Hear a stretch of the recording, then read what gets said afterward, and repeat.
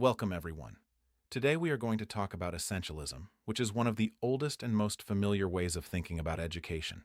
The simple idea is this: schools exist to pass on the most important knowledge and skills that every learner needs to know.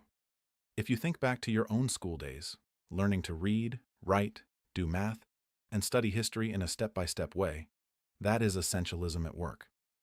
It is also a topic that comes up again and again in the professional education exam, so it is worth understanding clearly. Let us start with the big picture. Essentialism became a clear movement in the 1930s when some educators felt that schools were drifting away from real academic learning. They believed that children still needed to master the basics: reading, writing, math, science, and history, because these subjects have proven their value across generations. The goal was simple but powerful: train the mind, build strong thinking skills, and prepare young people to become responsible and productive members of society. So when you hear the phrase "back to basics," that is the spirit of essentialism.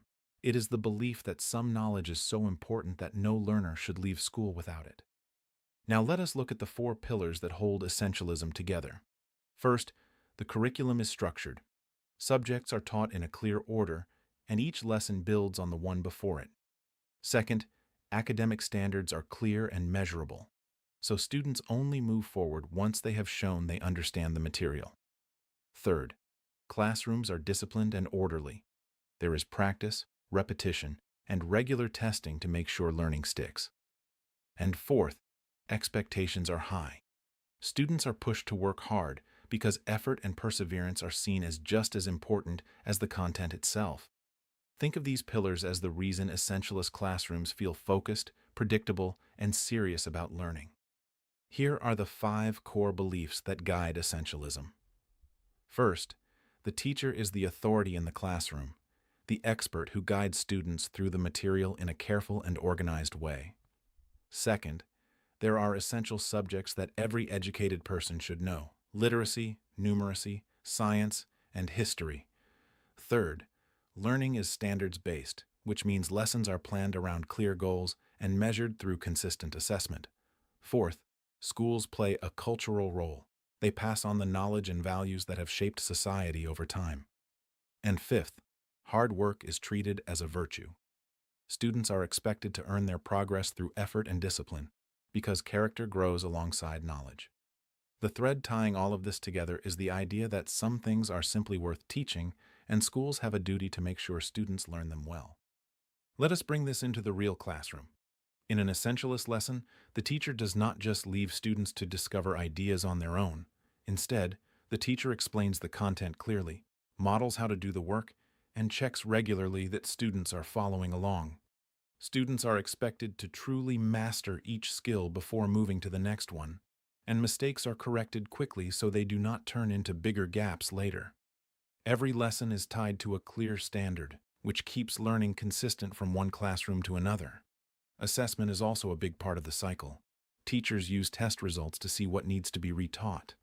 A good example is a teacher who uses structured lessons, drills, and regular quizzes to make sure every child can read, write, and do basic math with confidence. It is a steady, deliberate way of teaching, and it works because nothing is left to chance. To wrap this up, essentialism is not about being strict for the sake of being strict. It is about taking education seriously and making sure every student walks away with the strong foundation they need for life, work, and good citizenship. The big idea to remember is this: a solid base of core knowledge, paired with clear standards, discipline, and hard work, gives learners the best chance to succeed. When schools commit to teaching what truly matters, students are not left behind. They are given the tools they need to thrive. That is the lasting message of essentialism, and it is why this philosophy continues to shape classrooms around the world today. This final slide lists the academic sources that shape today's discussion. If you have time, it is worth reading the original works behind these ideas, especially the writings of key education thinkers, since their names sometimes appear directly in professional education exam questions. Going back to the original sources will also give you a deeper feel for why essentialism has remained such an influential way of thinking about teaching and learning. Thank you all for listening, and good luck with your review.